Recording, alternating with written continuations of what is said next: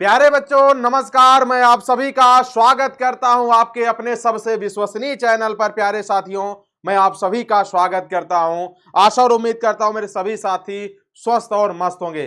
प्यारे साथियों, आज आप सबका ये जो सेशन है बहुत बहुत महत्वपूर्ण सेशन है, क्योंकि ये हिंदी काव्य खंड का चैप्टर है और यहां से प्रश्न लगातार पूछता है। प्यारे साथियों, तो आप सब लोग बिना स्किप किए हुए पूरा का पूरा वीडियो देखिएगा, क्योंकि प्यारे साथियों ये एग्जाम में सीधे टकराने वाला चैप्टर है। तो ये आप सब लोग देख रहे होंगे काव्यखंड पाठ 2 सूरदास की जीवनी एवं रचनाएं। यानी जो है सूरदास की जीवनी क्या है, जीवनी का मतलब यहाँ पे जन्म, मृत्यु, स्थान और इनकी रचना, इन सब चीजों में हम लोग आज यहाँ पर देखने वाले हैं। तो प्यारे साथियों, एक बार पुनः आप सभी का स्वागत और अभिनंदन है।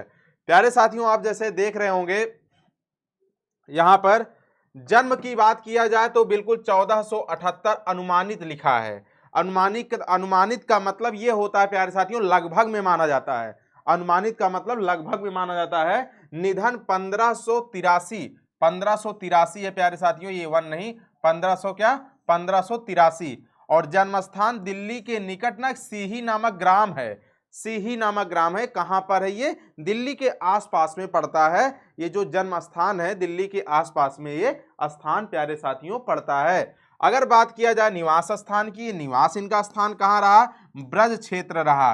ब्रज क्षेत्र में भी कई जगह क्रमशः, जैसे पहले गऊ घाट पे, फिर वृंदावन पे, उसके बाद ही पारसोली ग्राम।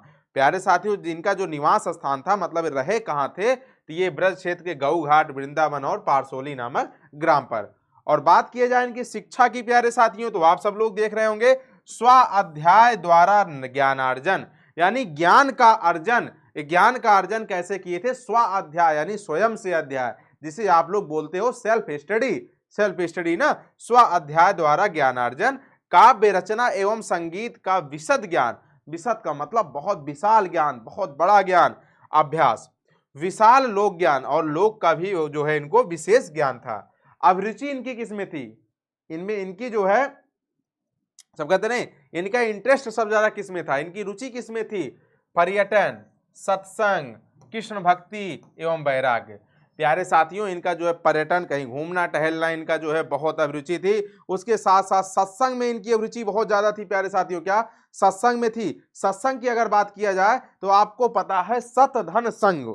सत्संग किससे बना है? सत धन संग। मतलब आप सब लोग ध्यान, सत मतलब अच्छा, संग मतलब साथी। अच्छा साथी, अच्छा साथी कहां? जैसे भजन कीर्तन, ये आप ध्यान देना, सत्संग वहां पे इनका जो है पूरा जो है वैराग्य जीवन में सत्संग इनको बहुत बहुत बहुत पसंद था। और कृष्ण की भक्ति, कृष्ण की भक्ति भी इनको बहुत ज्यादा पसंद थी। वैराग्य जीवन इनका था ही, अभिरुचि इनकी इसी में थी। प्यारे साथियों, सूरदास जी के दीक्षा गुरु जो थे वो महाप्रभु वल्लभाचार्य थे। वेरी वेरी मोस्ट इंपॉर्टेंट बात है, आप सब लोग ये याद रखना। महाप्रभु वल्लभाचार्य जो थे, कौन थे भाई? दीक्षा गुरु थे इनके। इनके दीक्षा गुरु थे महाप्रभु वल्लभाचार्य। ये शुद्धाद्वैतवाद एवं पुष्टि मार्ग की भक्ति साधना के प्रवर्तक, प्रसिद्ध दार्शनिक एवं आचार्य संत माने जाते हैं। आप सबसे क्वेश्चन पूछा जाता है, पुष्टि मार्ग का जहाज किसे कहा जाता है? आप सबसे अगर पुष्टि मार्ग का जहाज पूछे किसे कहा जा सकता है, कहा जाता है प्यारे साथियों, सूरदास को ही कहा जाता है। क्या? सूरदास को ही कहा जाता है। क्या कहा जाता है? पुष्टि मार्ग का जहाज कहा जाता है। आप सब लोग इस बात को ध्यान देना। और दूसरी बात, आप सबको यह भी पता होगा कि ये जो इनका ये लिखा हुआ वल्लभाचार्य जो लिखा है, वल्लभाचार्य इनके दीक्षा गुरु थे। दीक्षा काल इनका 1509-10 लगभग में बताया जा रहा है। विशेष इनमें क्या था? जन्म से अंधे एवं बड़े होने पर दोनों आंखें जाती रही। मृदुल, विनम्र, निर्भिमानी, भावुक और अंतर्मुखी स्वभाव के विरक्त महात्मा थे। प्यारे साथियों, बहुत इंपॉर्टेंट बात है, मृदुल, मीठी वाणी, विनम्रता, निरभिमानी, ये जो है इनके अंदर भावुकता, ये विशेष रूप से इनके अंदर थी। अब कृतियां देखो जो वेरी वेरी मोस्ट इंपॉर्टेंट है, ये हेडिंग हर बच्चे को याद होनी चाहिए। वेरी वेरी मोस्ट इंपॉर्टेंट बात है। कृतियां की बात किया जाए, प्रमुख रूप से सूरसागर, सबसे इंपॉर्टेंट बात क्या है? सूरसागर। अब बोलोगे गुरुजी सूरसागर क्यों इंपॉर्टेंट है? अभी बताता हूं। और रचना देखो, साहित्य लहरी, राधा रसकेली और सूरसारावली, सूरसारावली आदि। सूरसागर जो है कवि की विश्व प्रसिद्ध का प्रमुख आधार है। जो एक कवि विश्व प्रसिद्ध है, इसका प्रमुख आधार क्या है? सूरसागर है, सूरसागर। अब बोलोगे क्यों ये सूरसागर आधार माना जा रहा है? ये इसलिए माना जा रहा है क्योंकि ये श्रीमद् भागवत गीता की पद्धति पर 12 स्कंदों में हुई है। गे पदों में यानी गाने वाले पदों में, जिसमें गाया जा सके, है ना, हाँ, संकीर्तन किया जा सके, उस पदों में हुई है। 12 मतलब 12 स्कंदों में, 12वें स्कंद में प्यारे साथियों आपको पता होना चाहिए ये बातें की गई है। किसकी? सूरसागर की। इसलिए जो है ये विश्व प्रसिद्ध का आधार माना जाता है। कौन सी रचना? सूरसागर। बाकी और रचना की बात किया जाए तो आप सब लोग प्यारे साथियों याद रखना, साहित्य लहरी, भ्रमर गीत, साहित्य लहरी, भ्रमर गीत,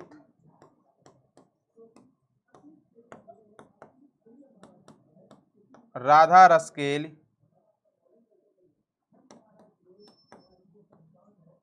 सूरसारावली,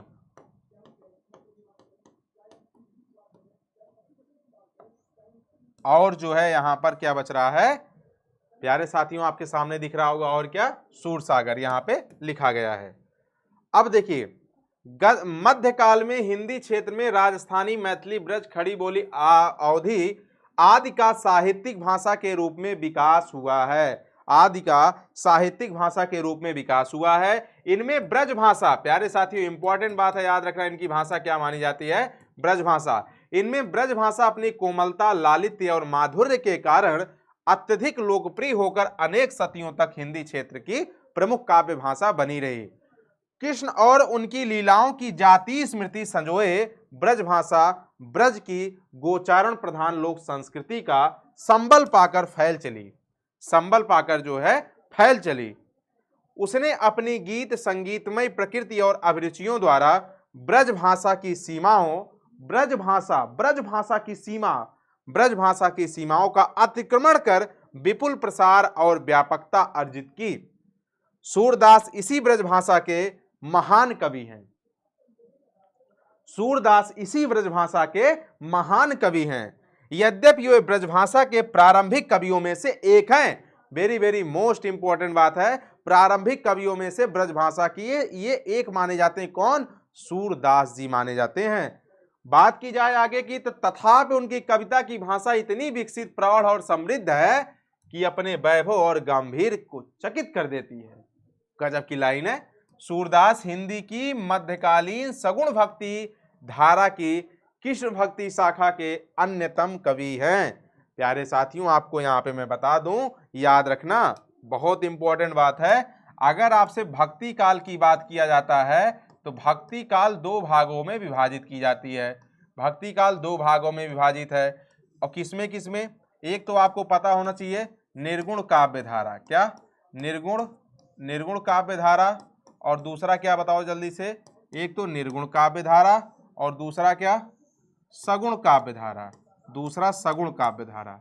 ठीक है, आप सब लोग इस बात को ध्यान देना। भक्ति काल जो है 2 भागों में विभाजित है, निर्गुण काव्य धारा और सगुण काव्य धारा। फिर आगे बात किया जाए प्यारे साथियों तो ये निर्गुण काव्य धारा भी 2 भागों में विभाजित किया गया है। सबसे पहली बात किया जाए तो ज्ञानाश्रयी शाखा, और उसके बाद में ज्ञानाश्रयी शाखा, और इधर जो है बात किया जाए ज्ञानाश्रयी शाखा और प्रेमाश्रयी शाखा। प्रेमाश्रयी शाखा ये भी 2 भागों में विभाजित किया गया है, प्रेमाश्रयी शाखा और ज्ञानाश्रयी शाखा। और बात किया जाए सगुण काव्य धारा की तो सगुण काव्य धारा भी 2 भागों में विभाजित किया गया है, रामाश्रयी शाखा और कृष्णाश्रयी शाखा। अच्छा, ये इंपॉर्टेंट इतनी बात क्यों है? अरे भाई आपको पता होना चाहिए ज्ञानाश्रयी शाखा के जो प्रमुख कवि थे वो ज्ञानाश्रयी शाखा के प्रमुख कवि कौन थे भैया? तुलसीदास, कबीरदास। क्या? कबीरदास। ज्ञानाश्रयी शाखा के प्रमुख कवि कौन थे? कबीरदास थे। वेरी मोस्ट इंपॉर्टेंट बात है भाई। प्रेमाश्रयी शाखा के प्रमुख कवि कौन थे? मलिक मोहम्मद जायसी थे, मलिक मोहम्मद जायसी। और बात किया जाए रामाश्रयी शाखा के प्रमुख कवि भाई, तो याद रखना गोस्वामी तुलसीदास, गोस्वामी तुलसीदास, गोस्वामी तुलसीदास। और कृष्णाश्रयी शाखा के प्रमुख कवि कौन थे? सूरदास। इतनी बात आप सबको याद रखना है, ठीक है, इतनी बात आप सबको याद रखना है प्यारे साथियों। इंपॉर्टेंट लाइन है, आप सबको इसे याद रखना है, अच्छे से याद रखना है, क्योंकि यहां से क्वेश्चन पूछा जाता है, ठीक है। अब हम लोग पढ़ क्या रहे हैं, चैप्टर में पढ़ क्या रहे हैं, बताओ जल्दी से, पढ़ क्या रहे हैं? आप सब लोग देख रहे होंगे कृष्णाश्रयी शाखा के सूरदास के बारे में पढ़ रहे हैं, ठीक है। चलिए आगे देखते हैं भाई। वल्लभाचार्य की पुष्टि मार्गी भक्ति में अष्टछाप में उत्कृष्ट कवियों में से श्रेष्ठ माने जाते हैं। आपको पता अष्टछाप का मतलब यहाँ पे 8 कवि से है, क्या? 8 कवि से है। 8 कवि का मतलब आपको पता अष्टछाप में 8 कवि थे।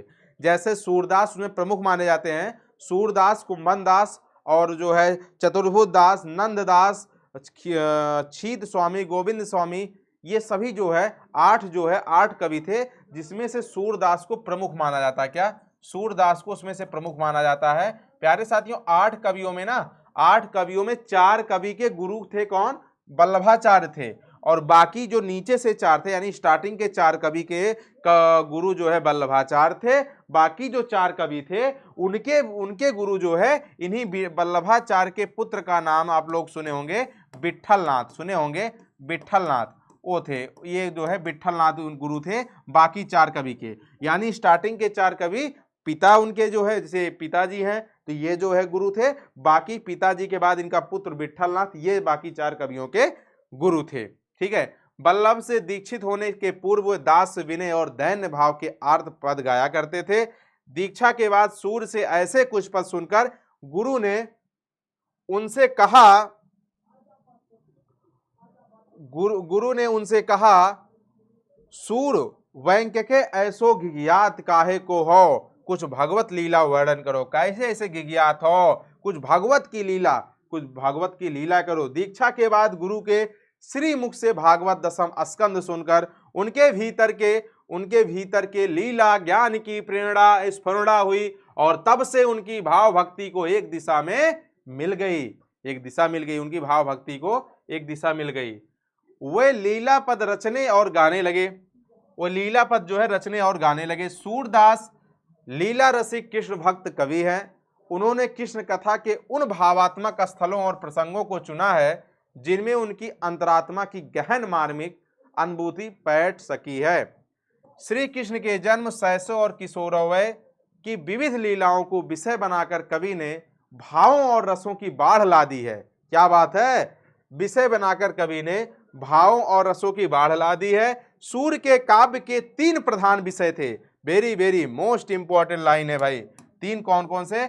विनय, भक्ति, वात्सल्य और प्रेम श्रृंगार, 3 थे। इन्हीं 3 भाववृत्तों में उनका काव्य सीमित है। इन्हीं 3 भाववृत्तों में उनका काव्य सीमित है। उसमें जीवन का व्यापक और बहुरूपी विस्तार नहीं है, किंतु भावों की ऐसी गहराई और तल्लीनता है कि व्यापकता और विस्तार पीछे छूट जाते हैं, व्यापकता और विस्तार पीछे छूट जाते हैं। वात्सल्य के तो वे विश्व में अद्वितीय कवि माने जाते हैं। विश्व के अद्वितीय कवि का मतलब ऐसा जो है कवि जो है विश्व में है ही नहीं। अद्वितीय का मतलब कोई इनके समान दूसरा है ही नहीं। वात्सल्य के तो वे विश्व में अद्वितीय कवि माने जाते हैं। इस धरातल पर उनसे तुलना के लिए संसार में कोई कवि नहीं दिखाई पड़ता है। इस धरातल पर उनसे तुलना के लिए संसार में कोई कवि दिखाई नहीं पड़ता। वात्सल्य भाव के पदों की विशेषता है, वात्सल्य भाव के पदों की यह विशेषता है कि पाठक जीवन की नीरस जटिल समस्याओं को भूलकर उनमें तन्मय और विभोर हो उठता है। वात्सल्य में यही जो है क्या है, वो यही जो है उसमें क्या है भाई, विशेषता है। वात्सल्य भाव में ये विशेषता होती है। वैसे भी वात्सल्य रस हमेशा वही माना जाता है जहां छोटे बच्चों की बात की जाती है, जहाँ छोटे बच्चों की चर्चा की जाती है, हमेशा वात्सल रस वही माना जाता है। यहाँ पे कहा जा रहा है वात्सल भाव में यह विशेषता मानी जाती है कि पाठक जीवन की जो नीरसता होती है ना, दूर हो जाती है, एकदम मस्त हो जाता, पढ़ने में दूर हो जाता है। जटिल समस्याओं को भूलकर, यानी जो कठिन समस्या है उसको भूलकर तन्मय और विभोर हो जाता है, तन्मय और विभोर उठता है पढ़ने में। भक्ति और श्रृंगार को एक कर देने वाले उनके प्रेम के संयोग और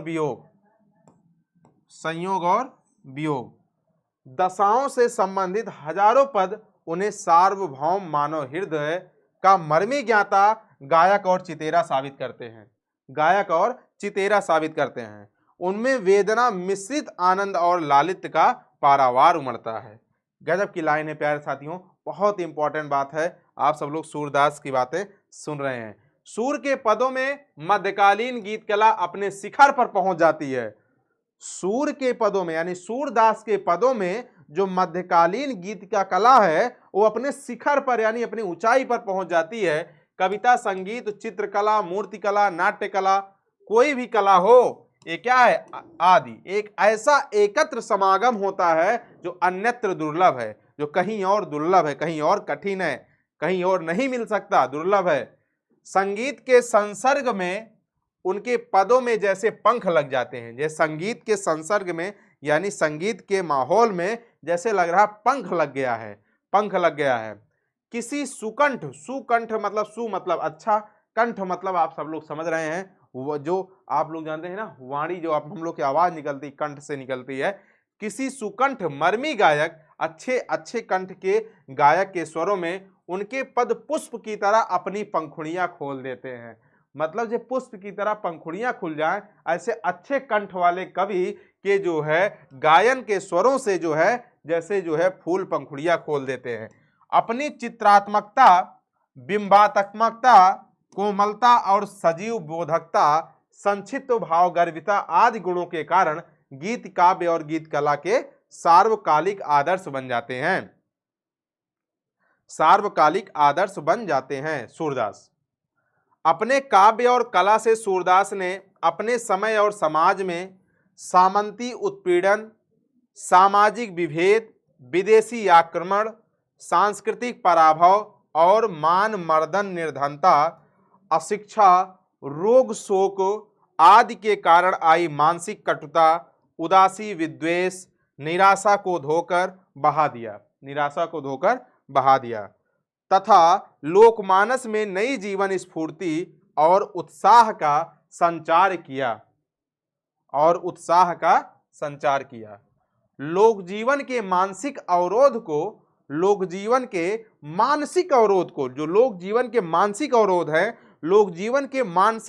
को दूर कर दिव्य कामना, आशा और उत्साह से कंठ से मुक्त जीवन प्रवाह का संचार करने का ऐतिहासिक कार्य सूर्य ने काव्य में किया। यहां प्रस्तुत जो इनका पद है, सूरदास जी का जो पद है, यहां प्रस्तुत दोनों पद वात्सल्य भाव के हैं। दोनों पद क्या हैं? वात्सल्य भाव के हैं और सूर सागर से संकलित है। पूछेगा कि ये जो सूरदास का पद है, सूरदास के किस रचना से संकलित है? तो वेरी मोस्ट इंपॉर्टेंट लाइन है, याद रखना, सूर सागर से संकलित है। इन पदों में सूर्य की काव्य और कला से संबंधित विशिष्ट प्रतिभा की अपूर्व झलक मिलती है। दोनों पदों में विषय, वस्तु चयन, चित्रण, भाषा शैली, संगीत आदि गुणों का प्रकर्ष दिखाई पड़ता है। प्रथम पद में दुलार भरे कोमल मधुर स्वर में सोए हुए बालक कृष्ण को भोर होने की सूचना देते हुए जगाया जा रहा है। प्यारे साथियों, इसका पद भी मैं लेकर आऊंगा आपके YT पर, आप सब लोग जो है सर्च करिएगा, बिल्कुल जो है सूरदास का पद का भावार्थ जरूर मिलेगी वीडियो। प्यारे साथियों, एकदम इतनी सरल शब्दावली में आपको सिखा दूंगा प्यारे साथियों का आपकी उंगली पर नागिन डांस करेगा, पूरा अर्थ आप किसी भी स्तर से लिख सकते हो। बहुत अच्छे तरीके से मैं आपको बिल्कुल पीपीटी देखोगे, जो कंटेंट आएगा ना पीपीटी कमाल की होगी। आप सब लोग ना देखो वीडियो जरूर देख लो एक बार सर्च करके। जो इनका चैप्टर है उस चैप्टर का नाम है पद। पद का भावार्थ मैं आपको बताऊंगा, वही यहाँ पे चर्चा की जा रही है। यहाँ पे छोटे बालक यानी जो है कृष्ण भगवान को भोर होने की सूचना देते हुए जगाया जा रहा है। द्वितीय पद में पिता नंद की गोद में बैठकर बालक कृष्ण को भोजन करते दिखाया जा रहा है। दोनों ही पदों में प्रेम और भक्ति की मर्म स्पर्शी अंतर्धारा प्रवाहित है। घर घर के सुपरिचित इन दृश्यों और प्रसंगों में कवि के हृदय का ऐसा योग है कि ये प्रसंग अमिट हो जाते हैं कभी। बिल्कुल आप सब लोग ध्यान देना, बहुत इंपॉर्टेंट लाइन है, बहुत इंपॉर्टेंट लाइन है। इनका पद मैं आप सभी को सिखाऊंगा, आप सभी को बताऊंगा। प्यारे साथियों, आप सब लोग जो है इनकी जो रचना है, जन्म स्थान और जो ये पद जो लिया गया है किस रचना से, सूरसागर से। सूरसागर आप सब लोग अच्छे से याद रखना, सूरसागर, साहित्य लहरी, भ्रमर गीत, राधा रसकेल और को जो है सूरसारावली। आप सब लोग ये बात याद रखना, इनकी रचना यही 4-5 में से एक रचना जरूर आ जाती है। आप सब लोग रट्टा मार लेना।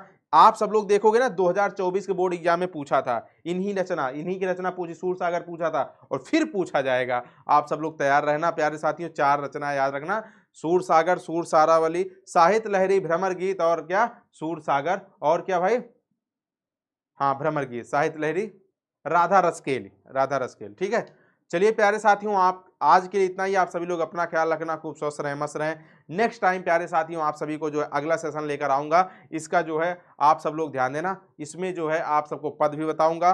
और एक बात आपको बताऊं प्यारे साथियों, एक बार लाइक कर देना, सेशन शेयर कर देना और कमेंट बॉक्स में जरूर बताना कि सूरसागर की रचना आपको याद हुई कि नहीं। प्यारे साथियों प्लीज आप सबसे एक रिक्वेस्ट है, आप सब लोग जरूर बताना सूरसागर की रचना याद हुई कि नहीं। अब प्यारे साथियों एक बात मुझे आप बता के जाओ, अगर इतना चैप्टर आपको समझ में आया तो एक बात आप सब लोग, मुझे एक क्वेश्चन आपसे पूछूंगा, बता के जाओ। जो ये पद लिया गया है सूरदास का, जो ये पद लिया गया है वो सूरदास के किस रचना से संकलित है? सूरदास के किस रचना से, सूरदास के किस रचना से संकलित है? किस रचना में संकलित है? मुझे वही बच्चा कमेंट करेगा जिसको जिसको मालूम होगा। देखना है ये कितने बच्चे ऐसे होते हैं, इसमें कितने बच्चे ऐसे हैं जो इस प्रश्न का जवाब देंगे, इस प्रश्न का जवाब देंगे।